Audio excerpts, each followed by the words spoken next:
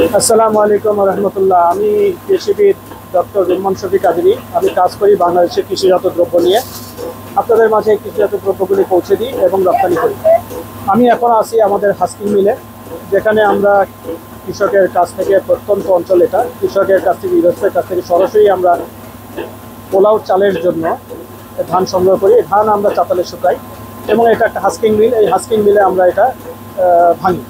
তো এখানে আমাদের কোনো হোয়াইটানার মেশিন নাই, কোনো প্রকার পলিশার মেশিন নাই, যার ফলে আমরা এই ধান থেকে যখন চাল করি, চালের উপরে যে ব্রানটা আছে, এই ব্রানটা অক্ষুণ্ণ থাকে। এই ব্রানের মধ্যে প্রায় 15টার উপরে ভিটামিন এবং মিনারেলস আছে, যা শরীরের জন্য অত্যন্ত উপকারী। আমাদের যাদের সন্তানদের বয়সের মধ্যে 6 মাস পার হয়ে গেছে, যাদের মুখে আমরা খিচুড়ি এবং পায়েস দিচ্ছি, তাদেরকে যদি আমরা এই চাল দিয়ে রান্না করে খাওয়াই, তাহলে শিশুর শরীরের গ্রোথ হবে, ব্রেনের গ্রোথ হবে, ইমিউনিটি পাওয়ার বাড়বে, যার ফলে তার রোগ প্রতিরোধ ক্ষমতা বৃদ্ধি পাবে।